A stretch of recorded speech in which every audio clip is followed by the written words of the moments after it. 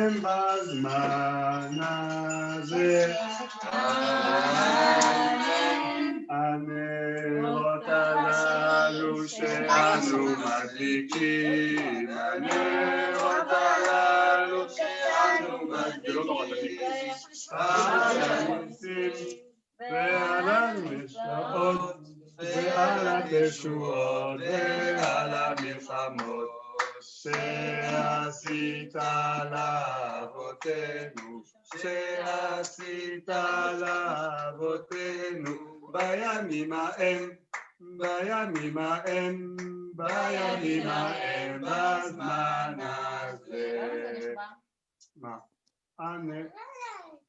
בזמן הזה, על ידי כהניך הקדושים וכל 8 ימי חנוכה, הנרות הללו קודשים ואין לנו רשות להשתמש בהם, אלא לראותם בלבד כדי להודות ולהלל לשמך הגדול, על ניסיך ועל ועל ישועותיך.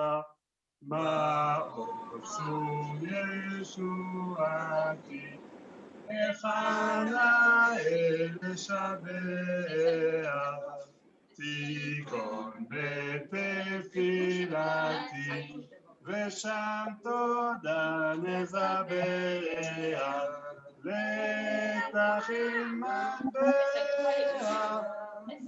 נשחר נבח, אז אגמור בשיר מזמור חנוכת המזבח, אז אגמור בשיר מזמור חנוכת המזבח.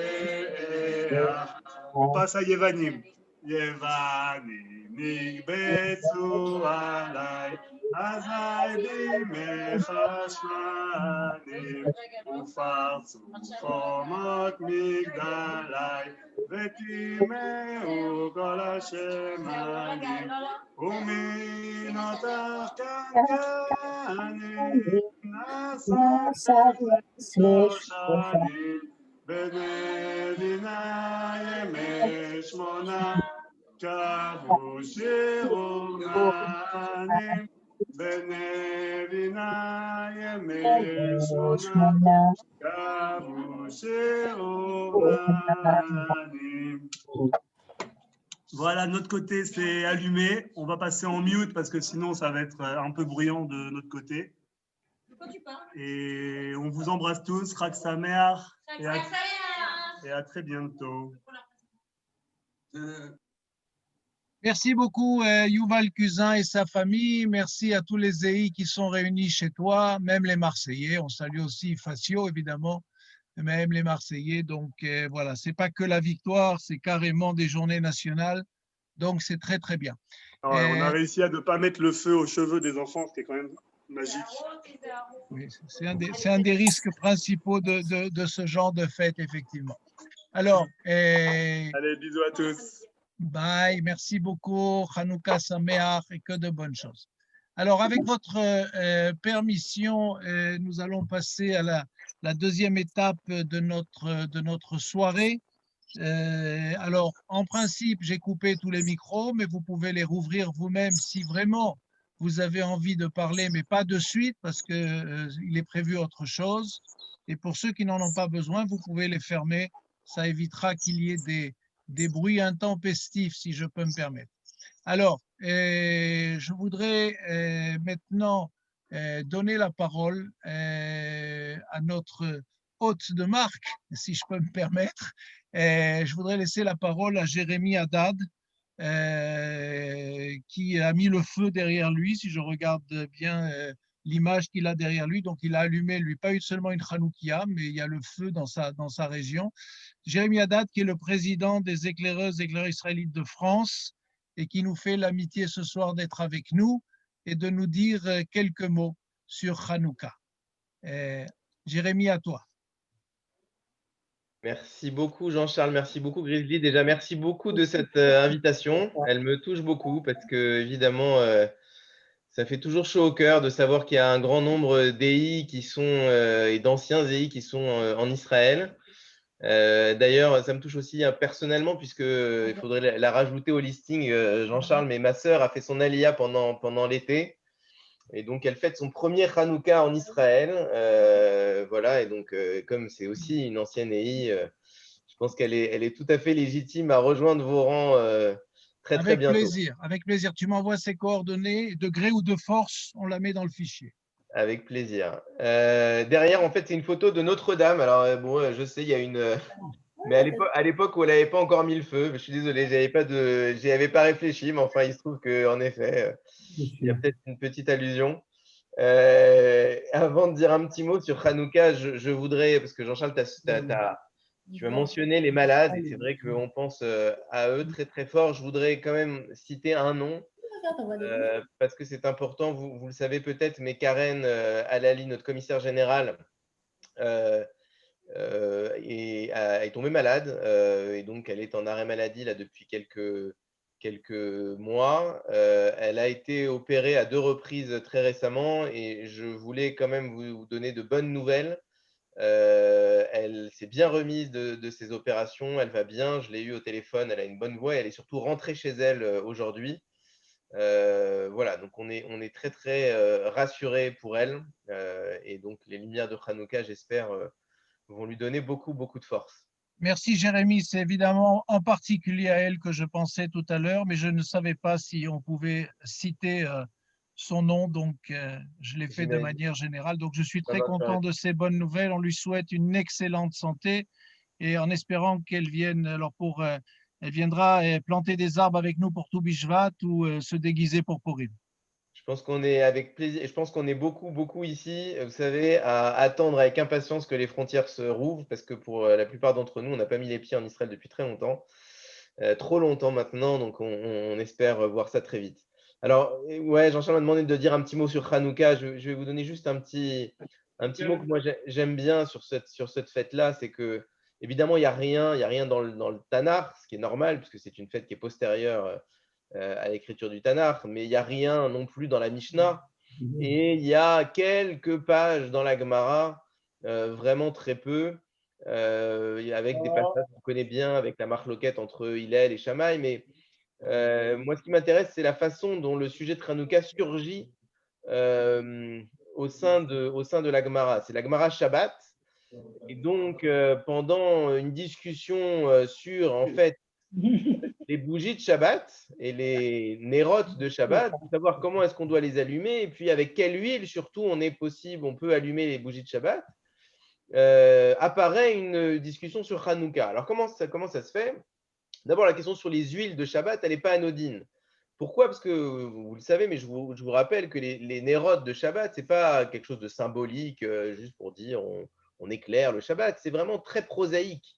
C'est qu'il faut que le vendredi soir, on puisse manger dans des conditions sympathiques.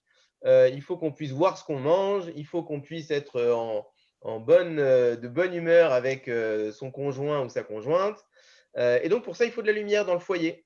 Il faut de la lumière. Et donc, c'est la raison pour laquelle on allume les bougies de Shabbat. Aujourd'hui, on a de l'électricité, donc on a fait en sorte que ce soit un peu plus symbolique. Mais à l'époque de l'écriture de la Gemara, le fait d'avoir des lumières le jour du Shabbat, c'était quelque chose de très pratique et de très important en pratique. Et pour ça, la question, c'est de quelle huile on a besoin? Est-ce qu'on peut allumer avec n'importe quel type d'huile? Ou bien est-ce qu'il faut absolument allumer avec de l'huile de compétition pour être certain que les lumières ne vont pas s'éteindre? Et la halakha, c'est bien celle-là. Il faut vraiment faire très attention aux huiles avec lesquelles on allume les bougies de Shabbat. Parce que si on utilise de l'huile de vidange ou de l'huile de friture, eh ben, la lumière va s'éteindre très tôt et donc on va se retrouver dans une situation qu'on ne souhaitait pas, c'est-à-dire manger sa pkaïla ou ses kneidlers sans vraiment voir ce qu'on mange. Donc ça, c'est Shabbat. Et puis à ce moment-là, Ravuna, je crois, intervient et dit, bon, mais ça c'est bien pour Shabbat, mais Hanouka. Et donc là apparaît la fête de Hanouka, alors qu'elle n'était jamais apparue auparavant. On allume aussi des bougies à Hanouka. Alors, est-ce qu'on a le droit d'allumer avec n'importe quel type d'huile? Et cette question-là, elle fait référence du coup à une deuxième question qui est, est-ce que si la lumière de Hanouka, quand on l'a allumée, et qu'elle s'éteint au bout d'un temps très rapide, disons 30 secondes, 1 minute, 2 minutes, est-ce qu'on a l'obligation de rallumer la Hanoukia? Est-ce qu'on a l'obligation de faire en sorte que ça dure 30 minutes, par exemple? Et donc, si ça s'est éteint au bout d'1 minute, il faut rallumer. Ou bien non. Et donc, c'est une discussion dans la Gemara. La conclusion halachique, c'est que si on allume une bougie à Hanouka et que vous avez un bat ou un petit éclat qui croit que c'est un gâteau d'anniversaire et qui s'ouvre sur les bougies, et qu'au bout d'une minute, la lumière s'éteint, vous n'avez pas l'obligation de rallumer. En araméen, kafta, en zakukla. Et donc, comme on n'a pas l'obligation de rallumer, ça veut dire que si on a allumé et qu'au bout d'une minute, elle s'est éteinte, on a accompli la mitzvah de Hanouka. Donc ça, c'est très important parce qu'il y a deux enseignements là-dedans. Le premier, c'est que du coup, on peut utiliser n'importe quel type d'huile, même de l'huile qui n'est pas terrible. Au pire, ça s'éteint, c'est pas grave. Mais surtout, ce qui est très important, c'est qu'en réalité, Hanouka, c'est pas vraiment, et c'est assez paradoxal pour nous éclaireurs de dire ça, mais Hanouka n'est pas véritablement une fête de l'éclairage. C'est pas une fête qui sert à éclairer, c'est une fête qui sert à allumer. La mitzvah, elle est dans le fait d'allumer. Et si elle s'éteint au bout du compte, c'est pas très grave. Et moi, j'ai beaucoup pensé à cet enseignement lorsque j'ai entendu un enseignement du Rav Sachs, que vous connaissez, qui est décédé il n'y a pas très longtemps, le grand rabbin d'Angleterre, qui a dit une chose extraordinaire. D'abord, je vous livre une anecdote extraordinaire. Il était venu en Israël, à Jérusalem, à l'université hébraïque de Jérusalem, et il avait fait une discussion avec tous les gens qui travaillaient à l'université dans le département de l'éducation.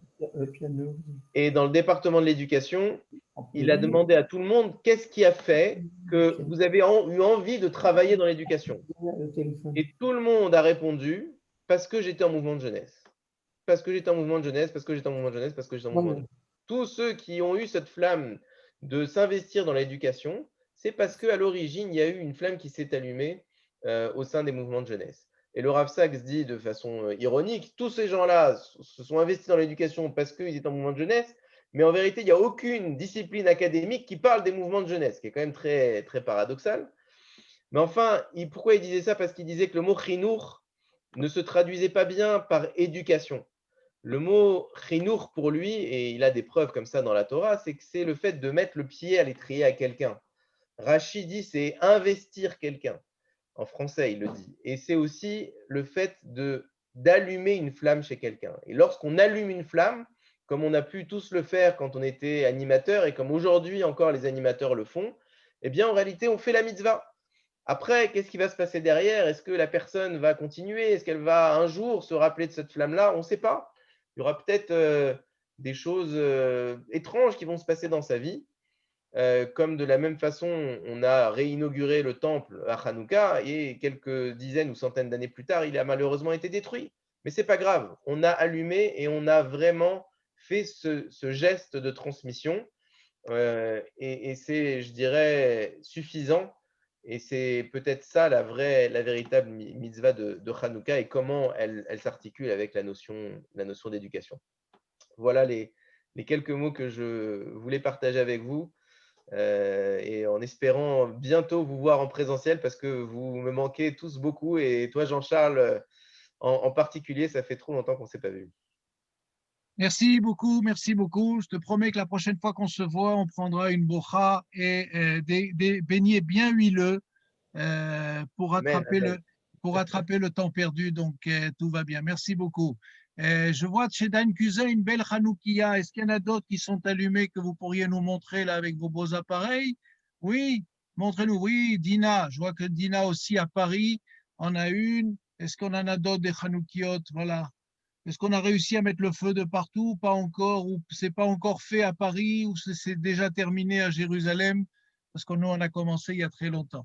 Alors, Jérémy, merci de ce que tu as dit. Il s'avère que mon fils aîné, ayant fait sa paracha Be'alotecha, Be'alotecha est à Nerot, je ne sais pas pourquoi, mais mon intervention ce jour-là portait sur cette manière de faire monter la flamme qui, comme tu le dis, est ce que l'attend d'éducateur, c'est-à-dire qu'il y a en chacun, chaque jeune, en chaque enfant une étincelle, et notre rôle est de faire monter cette flamme.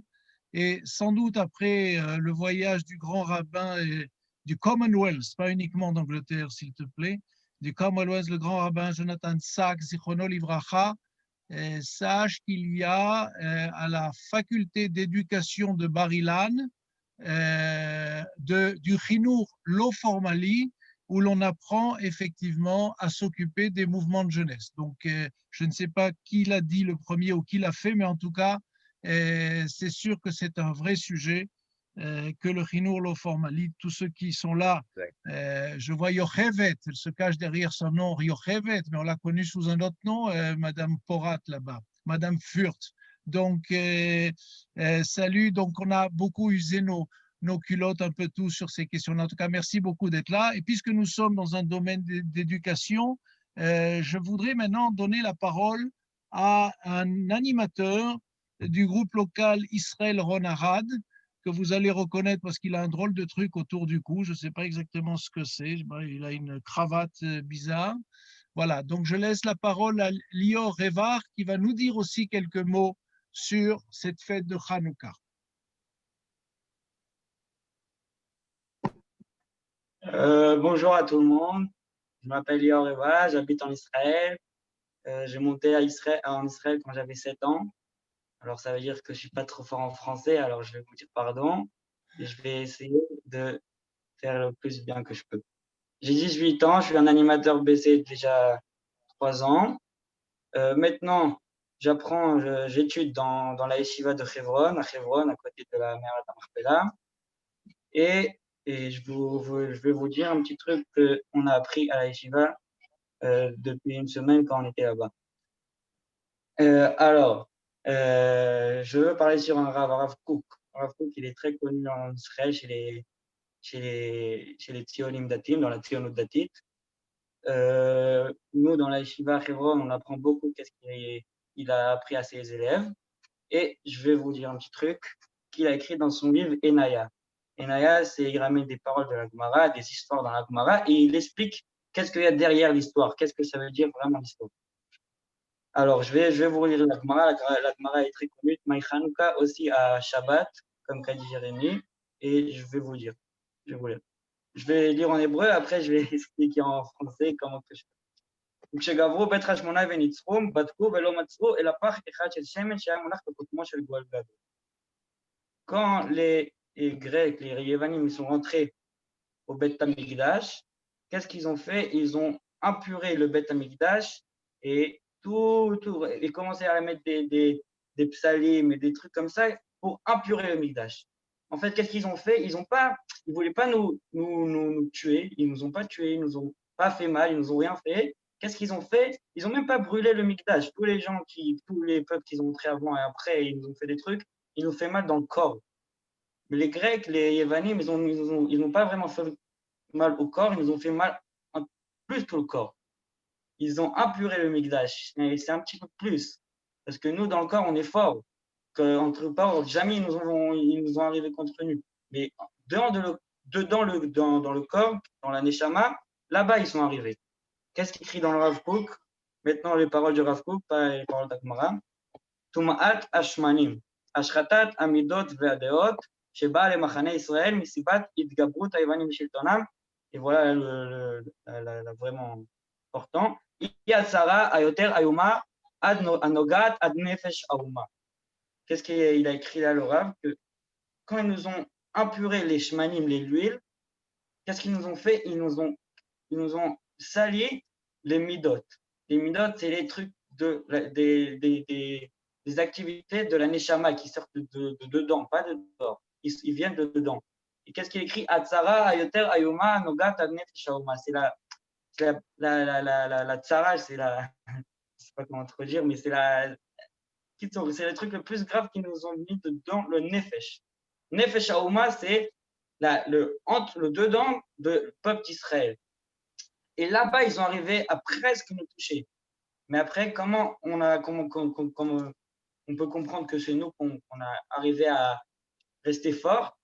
Parce qu'ils n'ont pas touché le dernier petit parchemin, que ça veut dire que ça, ils vont pas arriver à nous détruire par là-bas, par dedans. Dehors, ok, ils peuvent nous faire mal, ils peuvent nous donner des triplés, je ne sais pas comment dire, ils peuvent nous faire des trucs, mais dedans, là-bas, ils n'ont pas le droit d'arriver, on ne va pas le donner à arriver là-bas, et Dieu ne va pas laisser qu'ils rentrent dedans. Et c'est ça le vrai miracle de Hanouka. Le vrai, vraiment miracle de Hanouka, c'est nous, on a réussi à être dedans, rester juif, rester hébreu, rester fort. Et c'est là-bas que vraiment Israël, on peut voir si on est vraiment Israël, si on est vraiment juif de dedans. Que quand ils n'arrivent pas à nous toucher là-bas. Et Manitou, il écrit dans son livre, en hébreu, il s'appelle le Sod Ivri, le sucré hébreu, que maintenant, que nous, on est rentrés en Israël, Bezrat Hashem, mais ceux qui sont en France aussi, ils peuvent venir, on vous attend. Que maintenant, on est dans Israël, on doit revenir et être hébreu. Et ça veut dire quoi? Comment il explique d'être hébreu? Hébreu, c'est l'ishmoa, Bezrat Alev, Velavin, Bezrat Aneshama. Ça veut dire qu'on doit entendre avec le cœur et comprendre avec la neshama. Qu'est-ce qu'il nous dit Manitou dans cette phrase? Il nous dit dehors, on ne sait pas, on peut être pas les plus forts du monde, on peut être pas les plus beaux, on est les plus petits, on est un peu petit, on est dans une petite terre. Mais là-bas, c'est pas ça la vraie importance. La vraie importance, c'est ce qu'on est dedans. On doit comprendre avec le corps, on doit écouter avec le cœur. Pas toujours, c'est pas toujours vraiment la cervelle, pas toujours la tête. C'est plus que la tête, c'est le cœur qui doit écouter. Et la neshama, elle doit comprendre. Et quand la neshama, elle comprend, ça va sortir vers la tête et sortir vers tout Am Israël et tout le monde, Bezrat Hashem. Et c'est ça le truc de Hanouka, de montrer à tout le monde et de montrer surtout à nous, pas que de faire à tout le monde, surtout à nous, c'est quoi les vrais importants. C'est comme que comment on peut les chaber et dire à nous, comment on peut accrocher ça à nous, à les ZI, à les scouts, que nous on éduque. Alors le Maharal, il écrit un truc sur l'éducation. Il dit comme ça, Hanouka, ou le kach nikra Hanouka, שהיו מחנכים את בית המקדש. אחר שטימאו אותו בני יוון. Ça veut dire Hanouka comme chinour. Chinour, ça veut dire éducation. Et c'est ça qu'on doit être, c'est ça notre truc qu'on peut prendre vers nous, les EI. Les EI et tous les mouvements de jeunesse dans le monde, que notre Hanouka, comme le Mila Chinour, comme le Mila éducation. Et nous, on doit éduquer le Beth Mikdash. Ça veut dire quoi, le Beth Mikdash? C'est le Beth Mikdash qui est dans notre cœur. Le truc le plus pur que dans notre cœur, dans la Neshama.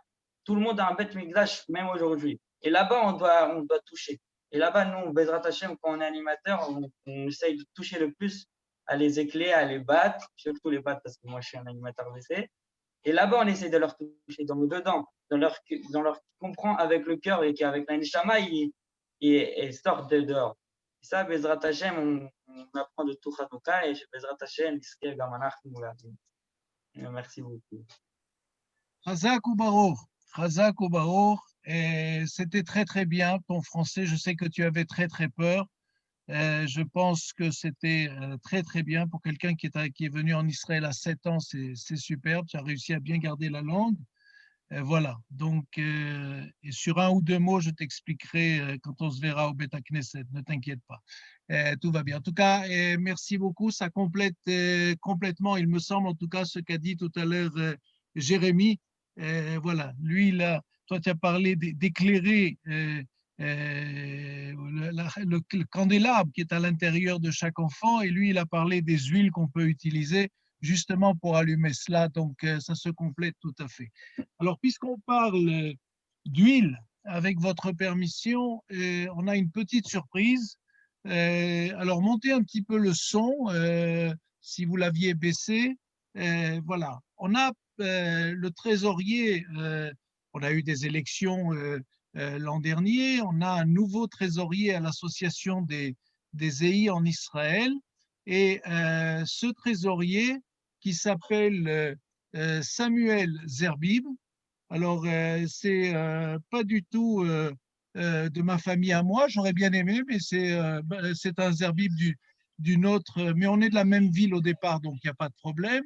Et Samuel Zerbib, dont ce n'est pas le métier, il s'occupe plutôt de choses dont on ne parle pas trop en Israël, liées à l'aviation et à d'autres sujets, a fait son alia il y a 2 ans, et l'une de ses passions, c'est la cuisine. Il a un blog d'ailleurs de cuisine, Et quand l'idée de cette soirée est venue, je lui ai demandé de nous préparer une recette. Alors, je suis désolé pour les puristes, mais il nous a préparé une recette de beignets de Hanouka au four, mais sans friture. Alors, je ne sais pas comment on fait ça, mais voilà comment vous pourrez concrètement et pratiquement le faire. Voilà, je vous demande.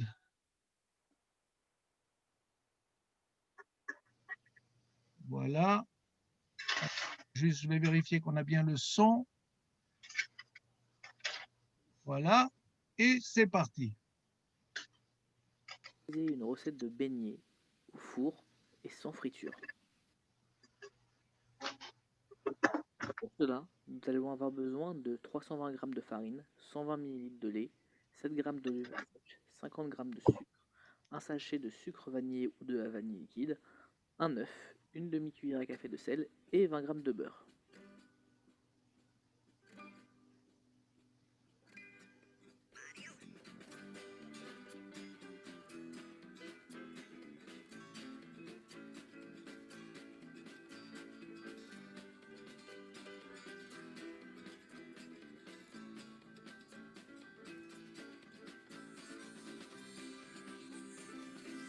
On va mettre dans une casserole le lait, le beurre, le sucre vanillé si vous avez pris du sucre vanillé ou de la vanille liquide, et on va mettre sur le feu légèrement juste pour faire tiédir et faire fondre le beurre.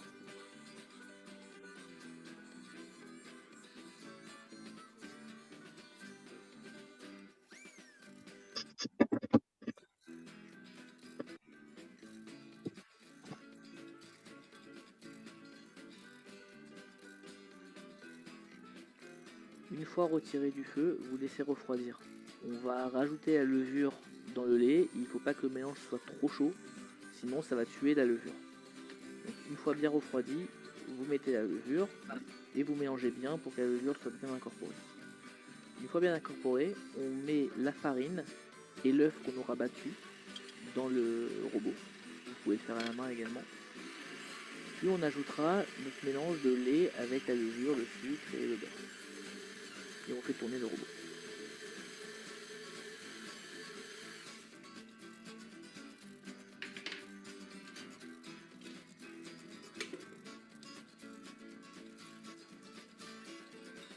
Une fois que la pâte se détache du robot, c'est bon, c'est fini, elle est prête. On va juste finir par la malaxer un petit peu pour lui donner un petit peu de corps et pour enlever toutes les imperfections qu'on peut avoir autour. Puis on laisse la pâte reposer pendant 1 heure.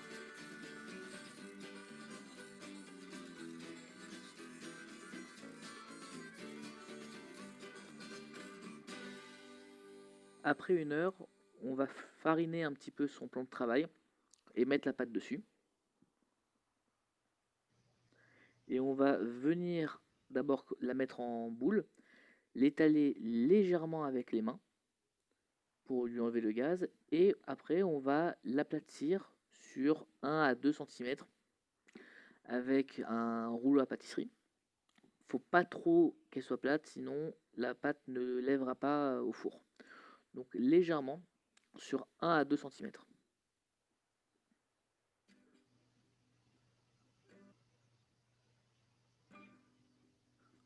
Ensuite, on va prendre un verre ou un emporte-pièce, ou ce que vous voulez, de la taille des beignets que vous voudrez, et on va faire des ronds. On va couper la pâte. Et on va répéter l'opération autant de fois qu'il faut. Et quand vous aurez fini avec vos verres, vous repliez la pâte sur elle-même, vous la réaplatissez, et vous recommencez l'opération indéfiniment jusqu'à ce qu'il n'y ait plus de pâte.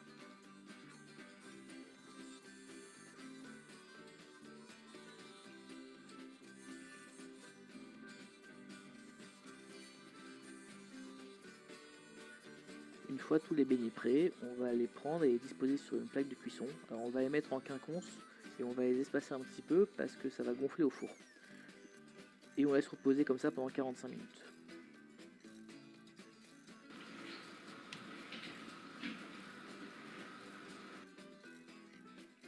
Et maintenant on enfourne pour 12 minutes à 180 degrés. Pendant que c'est au four, on va mettre de l'eau à bouillir, une casserole avec de l'eau à bouillir, et on va préparer un saladier avec du sucre à l'intérieur. C'est très important pour la suite de la recette. Dès que vos beignets sont sortis du four, ils ont pris du volume. Ce qu'on va faire, c'est qu'on va les prendre un par un, on va les tremper 3 secondes dans de l'eau bouillante, et après on va les mettre dans le sucre et on va saupoudrer avec le sucre. Alors moi ici je vous conseille plutôt le sucre glace, j'ai essayé ici avec du sucre normal, le sucre glace c'est mieux, ça aura un meilleur résultat. Et on recommence l'opération pour chacun des beignets. Mais il faut mettre vraiment 3 secondes, pas plus dans l'eau.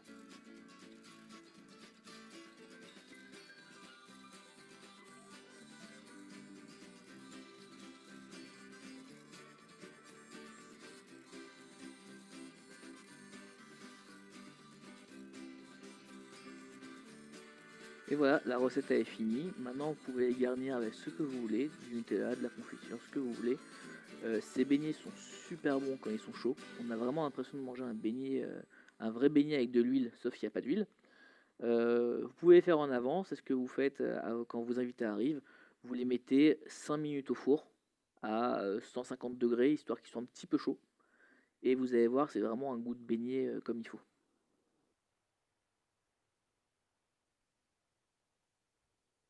Ça vous a donné faim, j'espère. Oui, ça va? Les puristes, l'huile ne vous manque pas? Non, ça va? Très bien. En tout cas, merci beaucoup. Je ne sais pas si je l'ai dit tout à l'heure, mais il était dans le groupe local de Saint-Brice, Moshe Dayan, et donc il est monté il y a 2 ans. Il s'intègre bien avec sa jeune épouse. Ils vivent à Modine depuis quelques mois. Alors, si je ne mets pas la caméra, vous n'allez pas me voir. Alors, je voudrais maintenant vous montrer quelque chose que vous avez sûrement vu pour ceux qui ont un compte sur Facebook. Est-ce que vous avez vu cette Hanoukia? Elle était sur Facebook. Regardez bien ce qu'il y a au centre. Cette photo a été prise aujourd'hui quand il faisait encore jour. Et la voici en version soir. Elle a été allumée ce soir. C'est une Hanoukia c'est extrêmement émouvant de la voir briller. Certains la connaissent peut-être, d'autres pas. Mais c'est l'une des seules Hanoukia que je connaisse, en tout cas. Si je me trompe, vous me démentirez évidemment. Mais ce qui est intéressant, c'est que cette Hanoukia est la seule que je connaisse où il y a l'insigne EI dessus. Voilà ce qui figure au milieu de cette Hanoukia. Et peut-être que nos amis de Strasbourg la connaissent. C'était la Hanoukia. Alors je vois que Marc a écrit effectivement. C'est la Hanoukia qui appartenait à Lou et qui est donc Lou Meyer-Mog et à son bien sûr à sa femme, à sa famille. Et c'est sa fille Liliane qui m'a envoyé ces photos et qui continue la tradition de l'allumer. Et donc, c'est une Hanoukia que le groupe local de Strasbourg a offert à Lou enfin, à sa femme pour leur fiançailles. C'était en 1950, il y a 70 ans. Et cette Hanoukia a été fabriquée par les élèves de l'Ort. Et c'est un cadeau, qui est donc un cadeau du groupe local de Strasbourg à la famille Meyer-Mog. Et voilà. Et donc, je ne sais pas si vous connaissez d'autres exemples de Hanoukia avec un insigne EI, mais je ne crois pas qu'il y en ait beaucoup. En tout cas, personnellement, je n'en ai jamais vu d'autres et je l'ai trouvé particulièrement belle pour cette soirée. Alors, maintenant, vous allez travailler un petit peu. Il n'y a pas de raison qu'il n'y ait que moi qui travaille. Mais pour ça, il va falloir que vous utilisiez, chez certains, il y a marqué discussion tout à fait en bas et d'autres, il y a marqué chat. Voilà, donc vous allez vous connecter là-bas. Vous avez la possibilité d'écrire. Et je vais poser quelques questions. Et le premier qui écrira la bonne réponse dans le chat, eh bien, recevra un cadeau. D'accord? Est-ce que tout le monde a bien trouvé? Il y a marqué donc soit discussion en français, soit chat. Hein? Alors, je vois que le professeur R est là, donc il y a de la concurrence, faites attention. Faites attention. Toujours est-il, on va commencer doucement, hein, on va commencer par des questions doucement. Et ceux Oui, qui mais on n'a pas de chat ici. Vous n'avez pas de chat. Ah là là, c'est terrible. Ça fait rien, on regarde, c'est bien, merci. C'est bien. Mais tu recevras un cadeau virtuel, de toute façon. Tu dois sûrement avoir chat, mais il faut chercher un petit peu quelque part sur l'ordinateur. OK. Donc, on a évoqué cette fête assez curieuse, puisqu'elle ne figure pas dans nos textes. Et heureusement que nos amis chrétiens ont leur Bible à eux, ce qu'ils appellent l'Ancien Testament, je crois, pour nous indiquer dans le livre de Maccabée 1 et Maccabée 2 l'histoire que nous, on raconte dans les Talmuds des Torah et dans les écoles juives. Comme quoi, il ne faut pas tout jeter, des fois, on peut avoir besoin des autres. D'accord? Alors, écoutez, on va poser une première question. Est-ce que tout le monde est prêt? Faites-moi signe avec la main, avec la tête, que je puisse voir. Oui, c'est bon. Tout le monde est prêt? OK. Alors, vous savez donc qu'il y avait à cette époque-là, le méchant s'appelait Antiochus. Son vrai nom était Épiphane. Première question, que veut dire Épiphane? Antiochus Épiphane, qui nous écrit, quel est le premier qui nous explique ce qu'était Épiphane? Glorieux. Je crois qu'on a une réponse de Marianne, il y en a d'autres? Meshuga. Odlo, pas encore, pas encore. Effectivement, je crois que Marianne a gagné. Marianne a gagné le premier lot.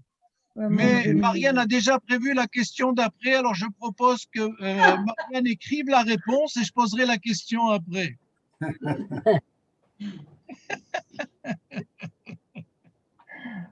Voilà, effectivement, mais ça fera qu'un seul lot, Marianne. Il ne faut quand même pas abuser ce soir. La question d'après, c'est que les Juifs ne l'appelaient pas Épiphane, mais l'appelaient Épimane. Épimane, et effectivement, on peut dire qu'il y avait un regard très, très critique dans cette affaire-là. Alors, tout à l'heure, Jérémie a dit effectivement qu'il n'y a pas de référence à Hanouka dans nos textes, mais nos sages trouvent une référence et nous disent donc quel est le premier qui a allumé une Hanoukia dans notre histoire. Quel est le premier homme à avoir allumé une Hanoukia?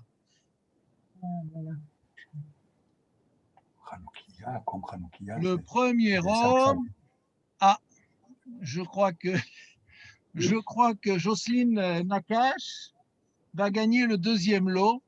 C'est effectivement d'après notre tradition, et c'est un texte qu'on trouve dans nos textes, qui est dans la Mishnah, je crois, je retrouverai la référence tout à l'heure. D'après notre tradition, c'est Adam Arishon qui a allumé le premier la Hanoukia. Et on peut y voir peut-être deux raisons. Premièrement, Adam n'était pas juif. Je rappelle que c'était le premier humain ou humanoïde. Et donc, il y a dans cette fête de Hanouka une dimension universelle. Et la deuxième chose, quand on est le premier homme sur la terre et qu'on voit les jours raccourcir et la nuit s'agrandir, on a très très peur. On a peut-être des problèmes de confiance, de foi et de émouna. Et c'est pour cela qu'on allume à ce moment-là des grands feux, mais on retrouve dans beaucoup de traditions de l'époque très ancienne l'allumage de grands feux à l'époque du solstice d'hiver. Donc, premier gagnant, Marianne, avec 2 bonnes réponses, mais un seul cadeau. Alors, Marianne, elle est à Paris. Hein, je ne sais pas dans quel arrondissement, mais elle est à Paris. Et deuxième, le 13e, merci. Et c'est bien le chat, il suffit de lire. Et Jocelyne Nakache, qui vit dans un moshav du côté de Ashkelon, le moshav Nirchen, pour ceux qui connaissent. Voilà. Troisième question. Qui a écrit un texte, un poème qui s'appelle le psaume des Maccabées? Le psaume des Maccabées. En français, hein, évidemment. Non, Marianne? Ça aurait pu, mais non. Meg. Alors, qui a parlé? Quelqu'un a parlé. Parce qu'il y a eu en Oui, même c'est temps quelqu'un qui a écrit et quelqu'un qui a parlé. Flegg, Edmond Flegg. C'est exact. Alors, c'est qui a dit? C'est Eliezer, c'est ça? C'est ça. Et ça. Donc, il y a match nul, mais de qualité. En tout cas, égalité entre, puisqu'il y avait à la fois la voix et l'écriture. Donc, avec l'autorisation de Marianne, on va avoir un nouveau gagnant qui sera Eliezer. Effectivement, c'est Edmond Flegg. Et pour nous, c'est important puisque je rappelle que Chef Flegg a été président des EI, très très proche de Castor. Et Jocelyne Montpassant. Non, c'est pas Montpassant. Non, Montpassant, pas à ma connaissance en tout cas. On passe sous cette forme-là, ou en tout cas, ou alors j'ai un texte à découvrir et je suis pour. Alors, une autre question, alors on peut y répondre en 2-3 mots, pas en un seul mot. Alors, Goufi, tu viens de faire ton alia, mais c'est pas Yehuda Alevi. Non, c'est pas Yehuda Alevi. De combien augmente l'imprimeur? Pardon? On n'a pas entendu. Bon, très bien.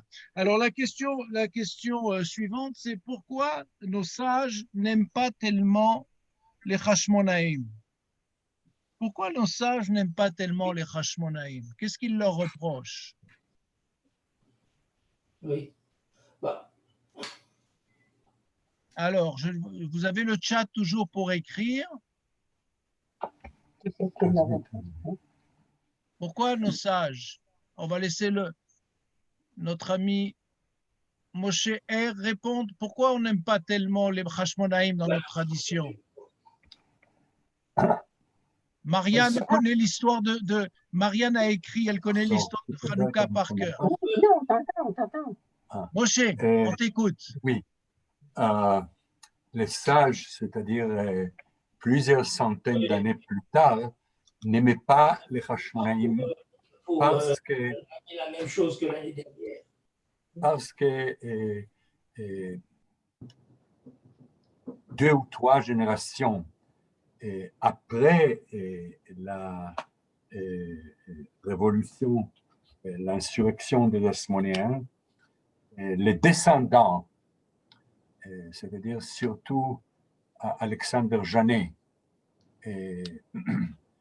ont commencé à faire des guerres, des conquêtes de plusieurs territoires d'Eretz Israël et même à côté d'Eretz Israël. Par exemple, dans le Sinaï et l'Arish, c'est-à-dire ça s'appelait à l'époque Rino Korura, maintenant c'est l'Arish, où il n'y a eu jamais auparavant de Juifs. Et ils ont mis ça comme leur première tâche, et ils ont négligé les conseils des sages de l'époque, et que c'est mieux d'être prudent et qu'une politique de prudence et surtout de ce qu'on appelle maintenant s'occuper des pauvres, des gens. C'est-à-dire, ils ont créé une grande tension entre l'aristocratie d'un côté et les masses dans l'autre côté. Et c'est probablement ça. Évidemment, ils sont devenus aussi, c'est-à-dire la famille royale, Grande Prêtre, qui sont devenus rois, est devenue très hellénisée. Superficiellement, mais quand même hellénisée. Et ça, les sages, évidemment, n'ont pas aimé. Merci. Il y a aussi, c'était la réponse complète, et ce que l'on dit aussi souvent, c'est qu'ils ont créé un royaume ou une royauté, ou en tout cas une dynastie des Hasmonéens qui a confondu, puisqu'eux-mêmes étaient des Kohanim, des prêtres, et qu'ils ont confondu les pouvoirs évidemment, entre le pouvoir de la prêtrise et le pouvoir de la royauté. Et c'est ce qui a amené, évidemment, aux catastrophes suivantes.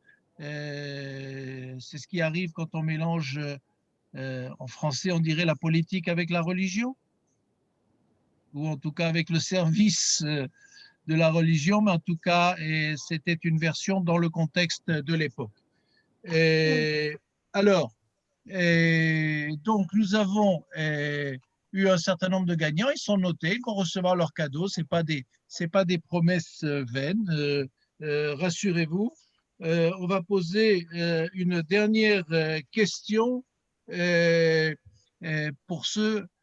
D'où vient cette tradition de jouer à la toupie? La toupie. Qu'est-ce que la toupie vient faire, puisqu'on n'est pas dans le cadre de Pourim, où le sort est le sort est important, ou en tout cas le fait de jeter des dés. Mais en quoi la toupie intervient dans notre affaire? Alors Marianne continue, elle a marqué de la guerre contre les Romains. Marianne, c'est pas assez clair. Ils se battaient avec, voilà, c'est un petit peu plus clair, effectivement. Bon, tu vas avoir droit à 2 cadeaux quand même ce soir. Effectivement, d'après notre tradition, quand les Juifs étudiaient, puisqu'il leur était interdit d'étudier, eh bien, quand les Grecs arrivaient et que l'on voyait effectivement qu'il y avait un attroupement, alors les enfants faisaient semblant de jouer à la toupie devant l'entrée des yeshivot ou des grottes où se trouvaient ceux qui étudiaient, pour dire bah, ici on joue, on n'étudie pas, mais on joue. Voilà ce que raconte la tradition. Voilà. Merci beaucoup. Alors, avant de nous quitter, je voudrais, j'espère que vous avez fait comme moi d'abord, vous voyez. Je ne sais pas si on va bien les voir. Vous voyez, moi je suis, voilà, il y a de magnifiques beignets avec et sans huile. Donc, dès que nous aurons terminé cette retransmission, vous m'autoriserez à aller manger ces bons gâteaux. Et je voudrais, comme vous le savez, l'histoire, à part le fait qu'on s'appelle éclaireuse et éclaireur et que c'est lié à Hanouka, mais si j'ai bien compris ce qu'a dit tout à l'heure Jérémy, il faudrait qu'on s'appelle les allumeurs et les allumeuses. Alors, je ne sais pas si ça sera très bien reçu et très bien vu, mais en tout cas, hein? Surtout pas par les filles. C'est ça, les allumeuses, ça risque de créer un peu de tension, mais en tout cas, si j'ai bien compris ce qu'a dit Jérémy, ce qui est important, c'est d'allumer le feu, comme disait un chanteur célèbre, donc allumer le feu. Et voilà, et nous avons un autre lien avec cette fête. C'est en général, souvent comme cela que nous terminons nos réunions et nos rassemblements officiels en tout cas. Et vous allez, je pense, reconnaître assez vite.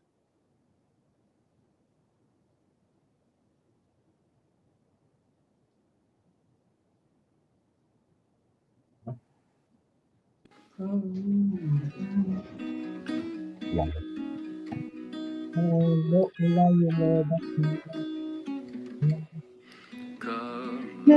Abraham fut fidèle au Dieu clément, sois fidèle allègrement à la voix de ton serment.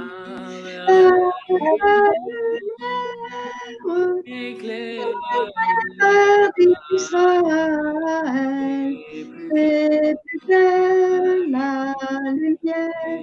Éclaire d'Israël, fais plus claire la lumière.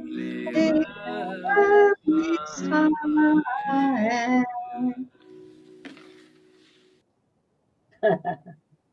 Donc, chez Enigma.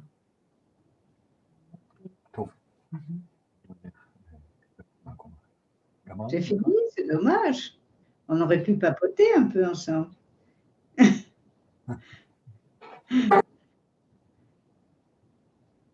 Ah non, il est encore là, Jean-Charles. On t'entend plus. On t'entend plus. Oui, voilà. Maintenant, il suffit que je rebranche.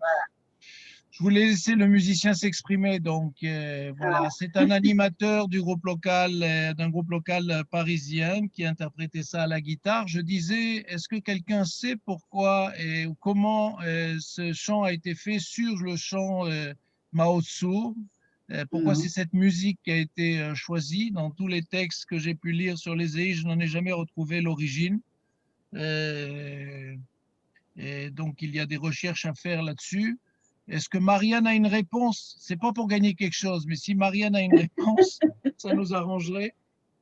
Il n'y a pas de son, Marianne.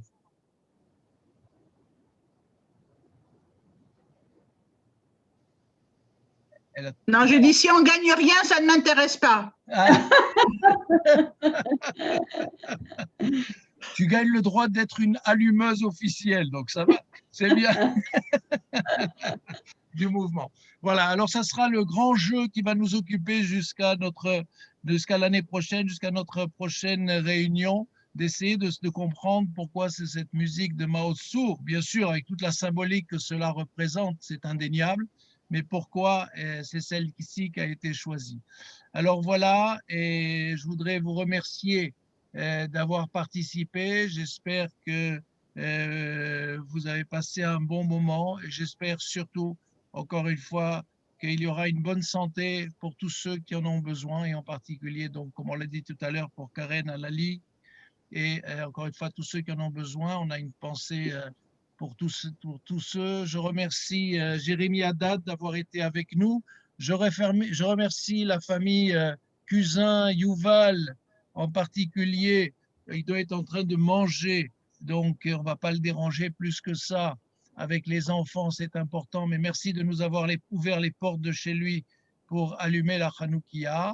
J'ai déjà remercié le président. Je voudrais remercier Samuel Zerbi pour sa recette. Il a fait ça de manière très professionnelle.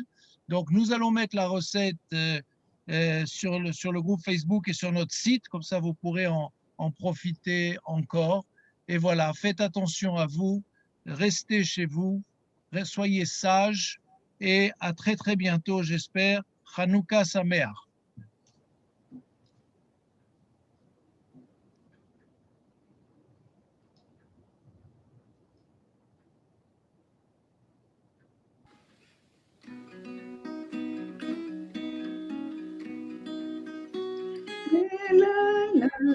Vous pouvez chanter avec lui. Comme ma femme en son tourment, fut fidèle au Dieu clément, sois fidèle allègrement à la voix de ton rêve, à la lumière d'Israël. Et la lumière et Israël, faire la lumière et Israël. Hanouka Sameach. Hanouka Sameach.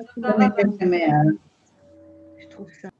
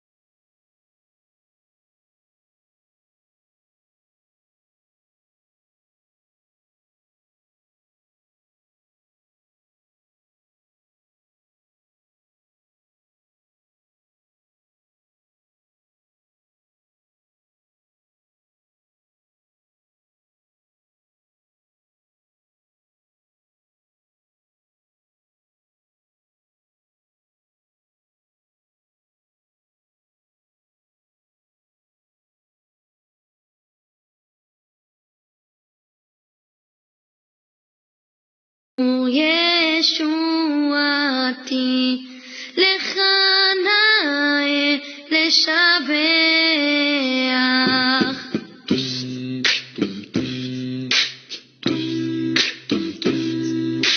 תיקון היטב תפילתי ושם תודה נזבח.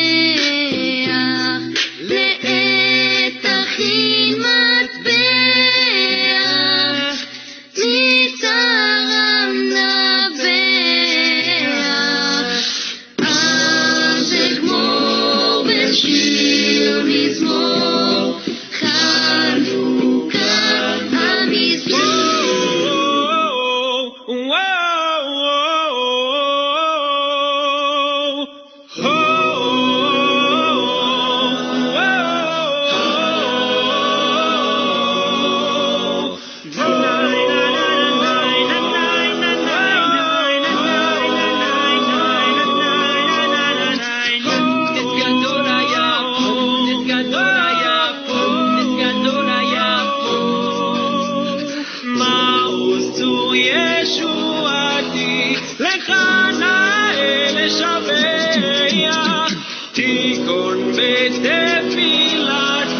ושם תודה נזבח. לעת תכין מטבח מצרם נבח.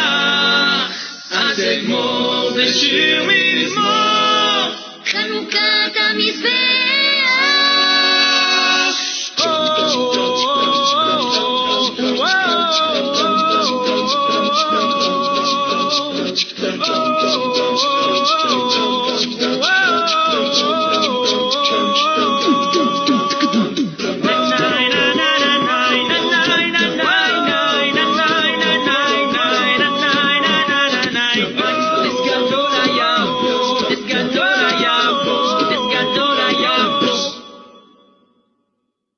מי הזמין אתכם?